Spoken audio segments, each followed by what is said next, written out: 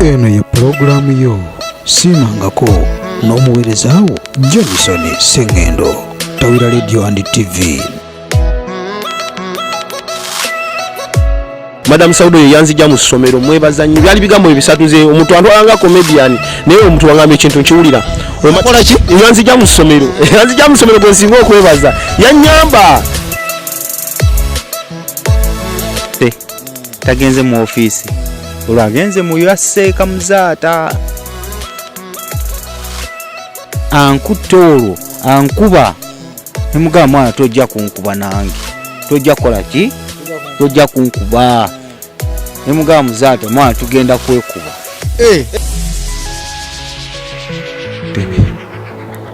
mimi kuchuka na unakwata ati akatebe bwekawo bakabamu kwatasenga mugenzi. Oli ku Tawira Radio and TV ne programu yo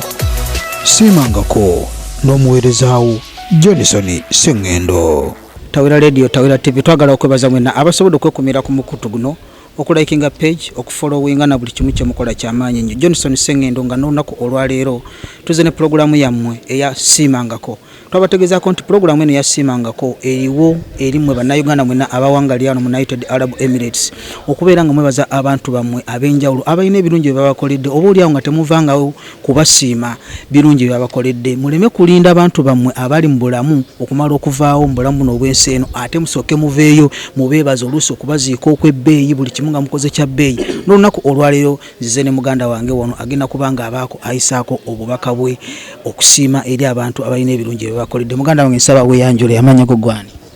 Amanya n'eddoboozi nze Serugo Ronald ngava ku mutala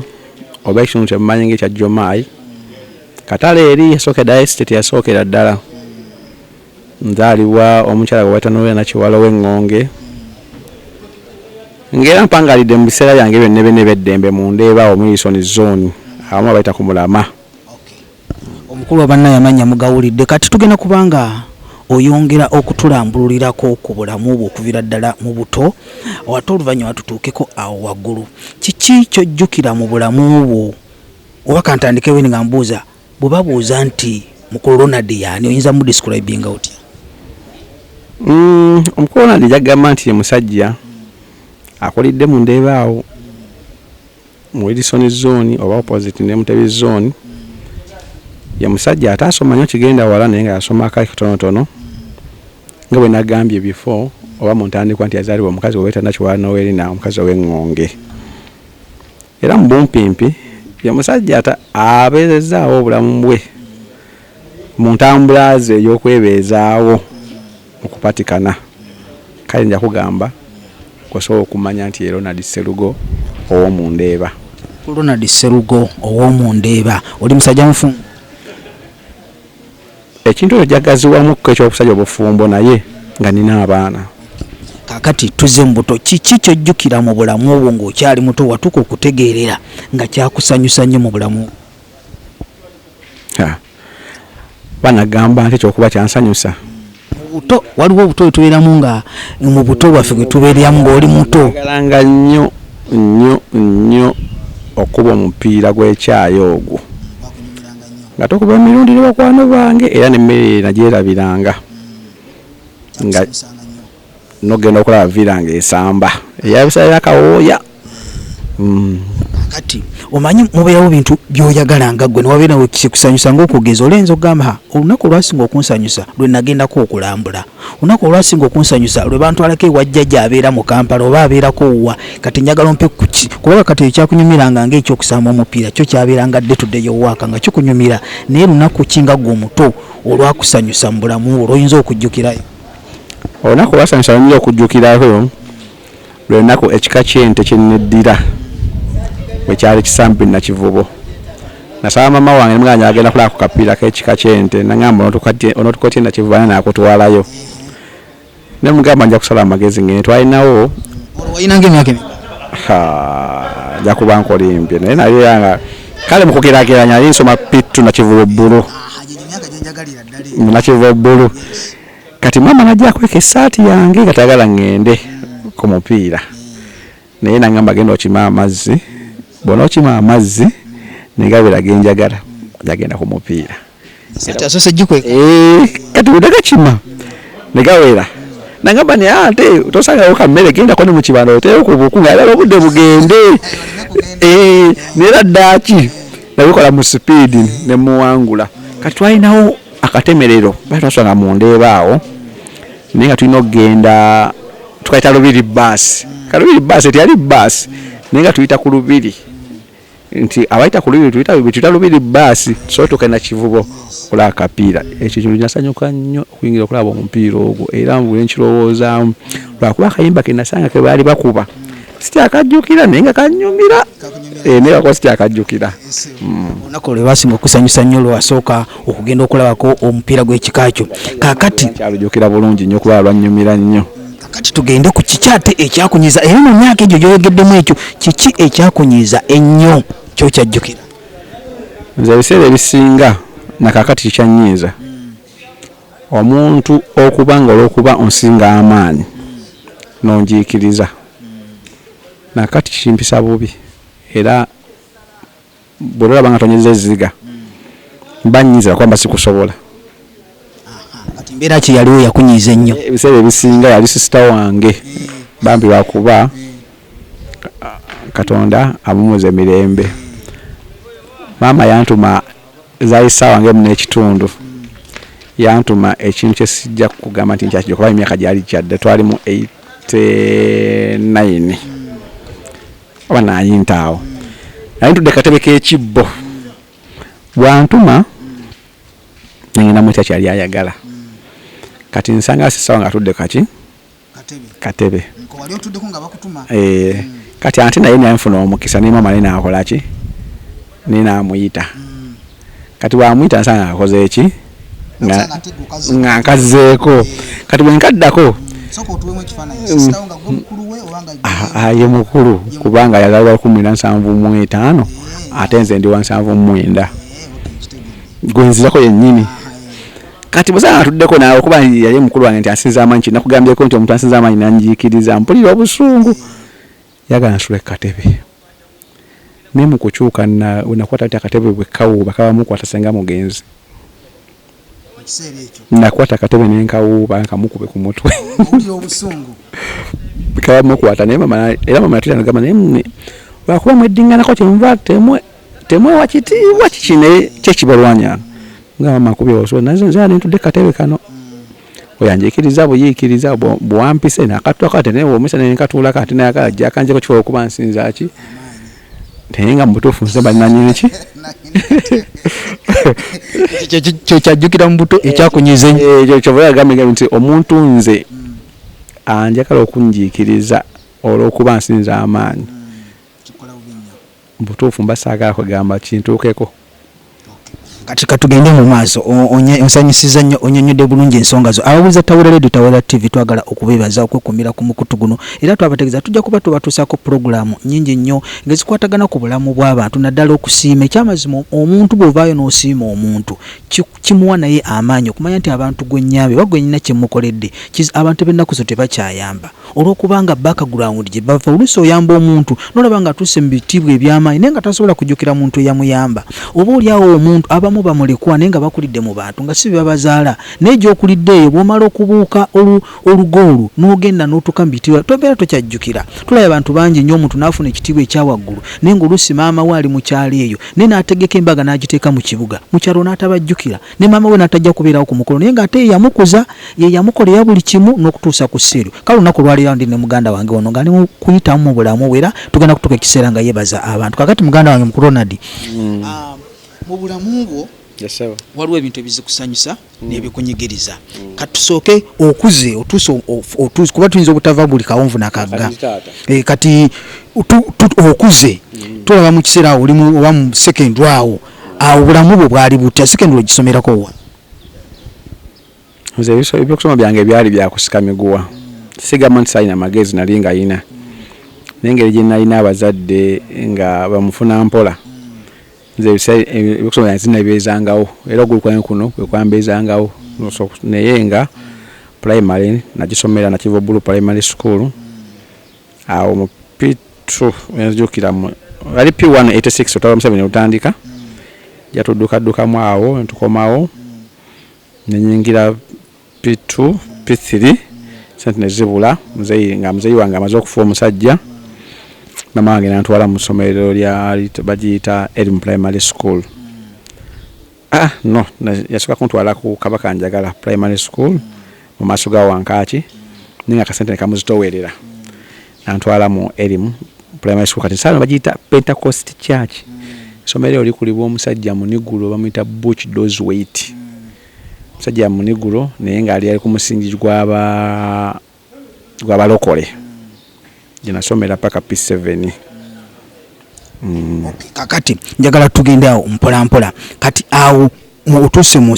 size y'obuvubuka kuba ali tubadde mu ttiini okyali mu 10 naawo okyali mu buto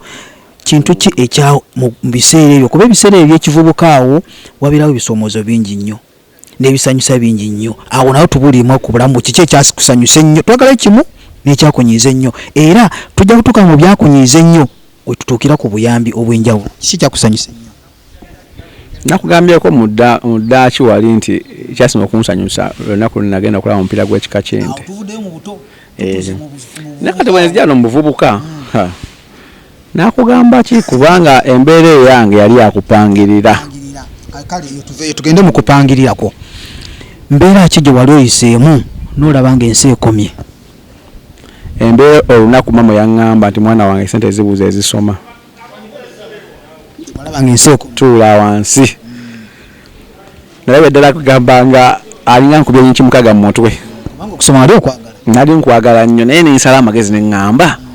nkoze nti okuva ewaka era nalina muganda wange omu bamuyita Sevunya Joseph twali tugatta bamaama ye yali asoma nga ndeka waka nene ŋŋamba nkoze ntya obulamu buno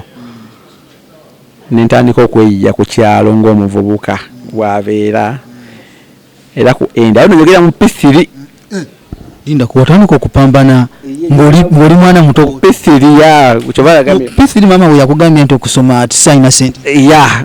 aso okutwala ku Elim Pentecost Church kati awo ku Elim njuke twali tuwa isomero lyalinga lya ba orphanage nga tuwa siringi 1200 za library okiwulira nga omaze kuligestaringa nagenda niko kuwoza emmotoka ku kyalo bwe nakunganya busente bwange nenewerera omwaka mulamba bwe nawerera omwaka mulamba nina ekitone ky'omupiira awo bansportingira oba nkyogere kyo mu Luganda we bandabira nebandabiramu ekitone awo era kuba P3 nga njogera nakulembera ttiimu y'omupiira okubeera games prefect paka S4 nga abaana banneesiga ate nga nange mbeesiga kitone kyange ekyo naye omuntu onanja okugamba nti natandika okufuna okalubirizibwa nga bwaŋŋambye mu P3 ntandika okutapambana obulamu bwange obupambana bwentyo nga bwenja ntambula. Katumulemu ababuuza Tawira ya TV ate tugenda kuba tubazaako mu kitundu ekimu ng'ali mu kusiima abantu abali awo ab'enjawulo abazze nga bamukolera ebintu eby'enjawulo ne challenge zazze ayitamu awo. Katumulemu ate tukomewo tubaddize pulogulaamu endala nga atunnyonnyola ku bantu kibayinza okwebaza muganda waffe ono Ronald.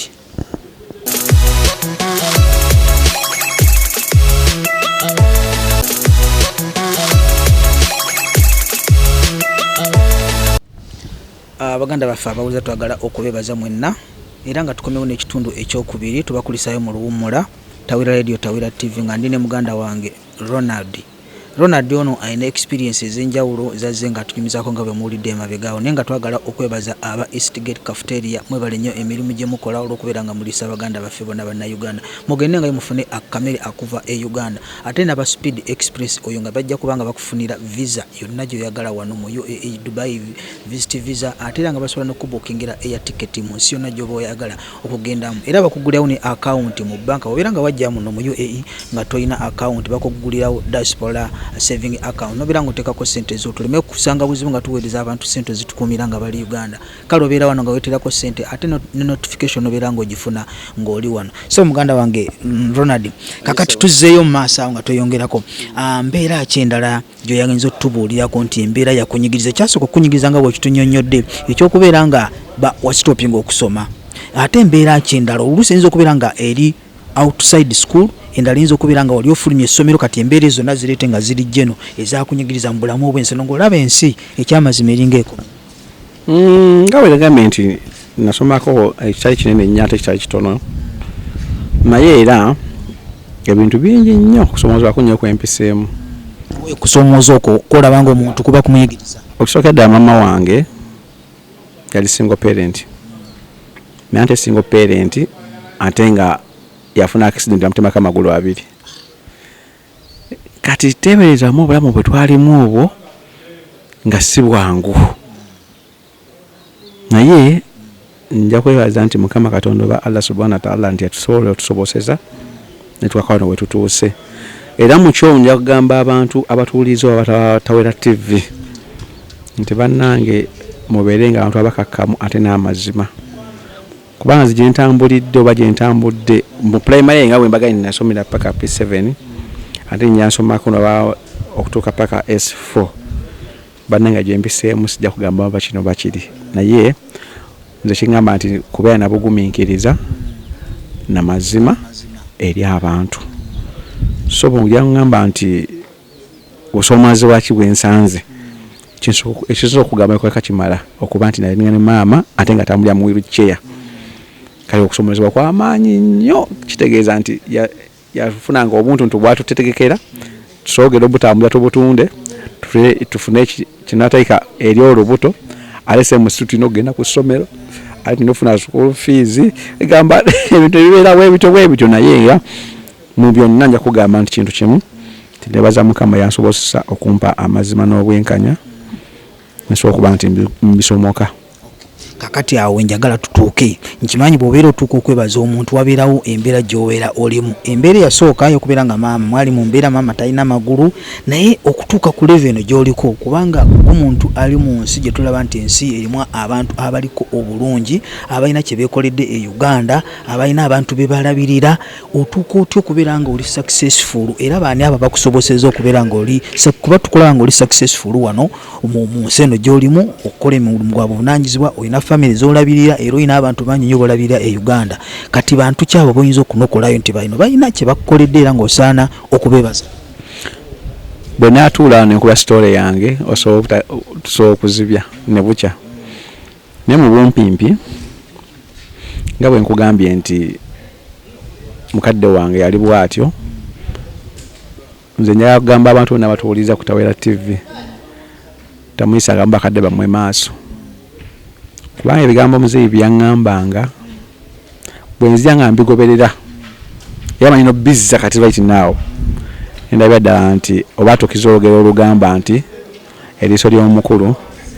baddugala weewalaba, ate wanagamba nti obukadde magezi takulya kyamukaddiya n'ekituufu nnyo. Kale mu ebyo ebintu ebyo bye njogedde mwe muvudde okulaba nti ntuuka wano wendi.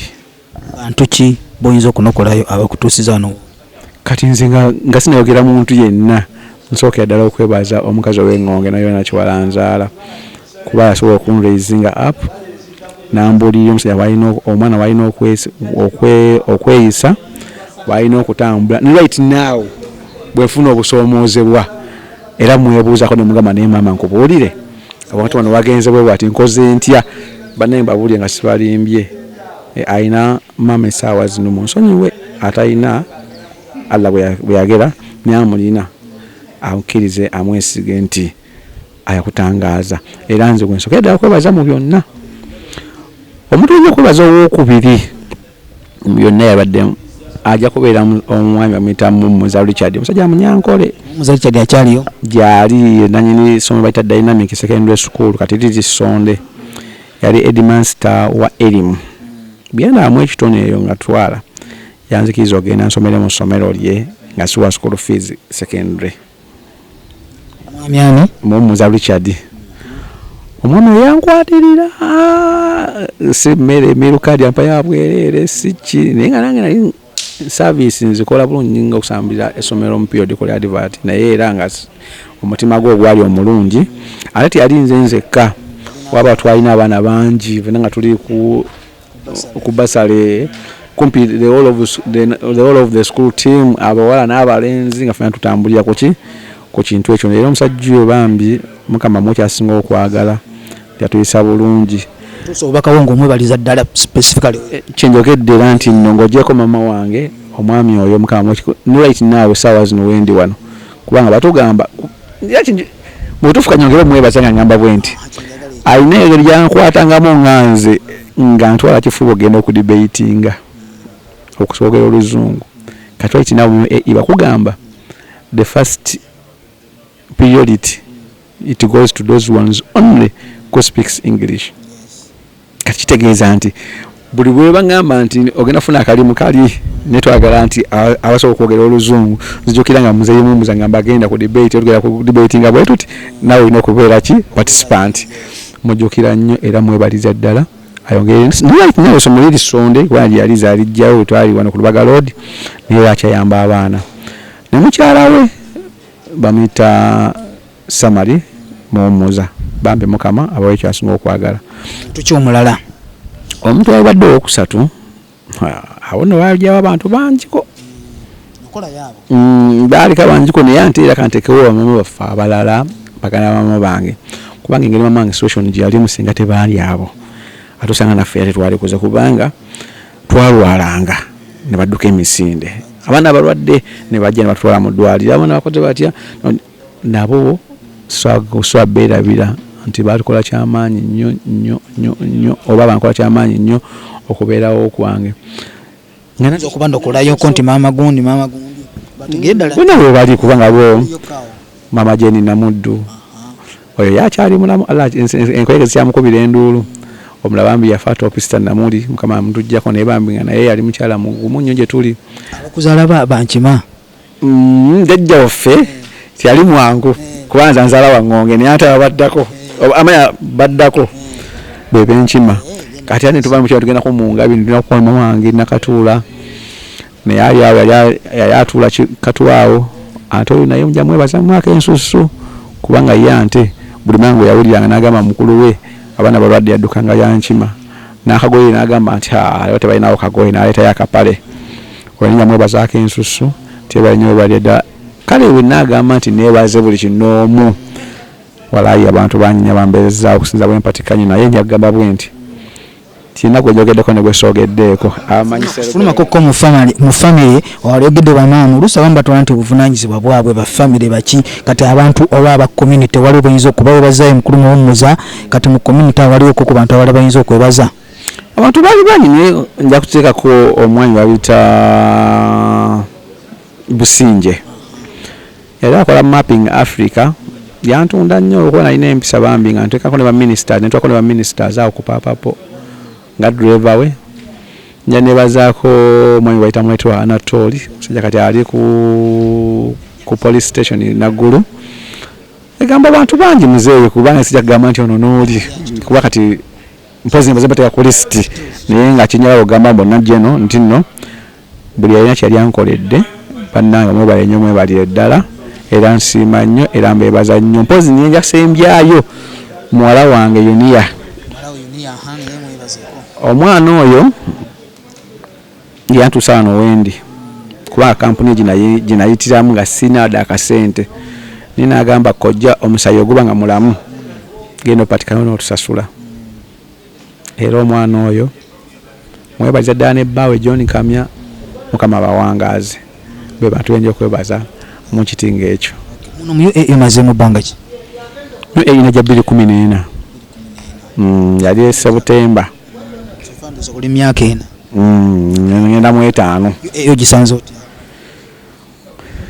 UAE omanyi baga East or West home is best naye UAE ngeri ngisanzeemu zira ku lwange njagala bugambi alhamdulillah kubanga mulimu abamu beeyisiza atali bulungi naye nga nze nampisa bubi okutwaliza awamu kubanga nze mmanyi ekyakola ki ekyandeeta naye mulimu abantu abamirungi mingi ninsobola okwogera omuntu nenjogera mu kikyamu naafuna bubi naye nga nze njagamba nti alhamdulillah nti kyenfunyeemu Mungu bw'ate bw'ateeseteese. bane ababuuza Tawira Tawira TV ndowooza ensonga muziwulidde. Omukulu n'avuddeyo ne yeebaza aba family, yeebaziza abantu bangi nnyo ne mukulu muwummuza. Twagala okwebaza kubanga wamukwatako nnyo ku mukono era nga asiima nnyo byonna bye wamukolera. Kati nga tumeza pulogulaamu y'olunaku luno olwaleero, abantu babeera mu nsi nga balina obulowoozo naye nga talina kalowoozo wayinza kukayisiza katuuke ku bantu. Olinayo akalowoozo konna kolaba nga wandyagadde nga kasobola okuyamba ensi okayiseewo wano? ya bannange abantu mukole mubeere nga abakakkamu eri abazadde bammwe. Nze buli kintu kyonna kyendaba kati ssaawa zino mu nsi mama wange era kingambyeko, naye singa nali muwaganyavu nga saali mukakkamu gyali saali tuuse wano wendi. Era nsaba abavubuka bali mu ssali endimu abatanatuuka n'abantuuse mukkirize nga muwulirize bakadde bammwe bye babagamba. Ate n'ekyokubiri obuteza nnyo ku guruupu yonna gy'oba ofunye bw'olaba nga terina tekuzimba gyesonyiwe. Etakuzimba yonna gyesonyiwe kubanga ojja kuvaamu ng'oyanjala ngalo. Kati so nja kumaliza ngamba kyokera ddala nti tuweŋŋane tuwe abazadde baffe ebitiibwa, n'ekyokubiri okwesonyiwa guruupu ezitazimba okuwangaala mu nsi muno. Abawuliza baffe muwulidde ensonga ezo. Omukulu amaze okuwaayo akalowoozo ke nga ke akake ng'omuntu. Abavubuka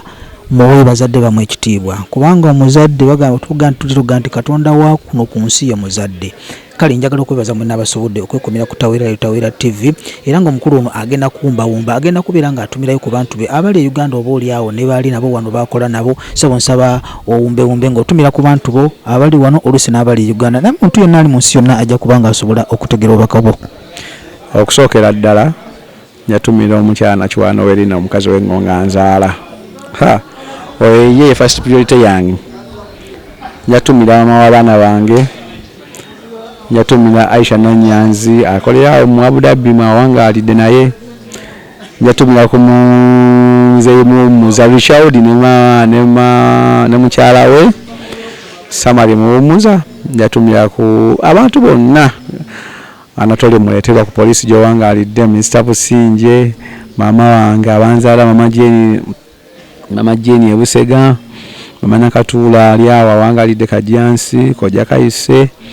bonna mikwano gyange bonna ne besambi nabo omupiira mu Uganda generally bane mbatumiddeko, ate n'abala bonna abambeezezzaawo mu kino nakiri mbatumiddeko. Ate nja kusembyayo ak'ensusu nti Yunia Mukama akwongera omutima gw'olina. Tomanya kubanga osobola wayamba ate bootasobola kwogera naye nga nayo gye bali nti bambi naawe Mukama akuwangaaze atakuwa ky'osinga okwagala. Ebigambo byange. Amannya go sigaddaani? Nze Serugo Ronald mpanga yano mu Abu Dhabi. Mwebale ddala olunaku olwo bwe tugenze nga tubadde n'omukulu Serugo Ronald ng'abadde ayogerako katono nnyo ku bulamu bwe n'okwebaza abantu abalina ebirungi byabakoledde. Mwekumire ku Tawira TV, temuvaako, mwekumireko nnyo, likinga, sharinga, obeere nga ofuna obubaka obulala. Jagenda ku YouTube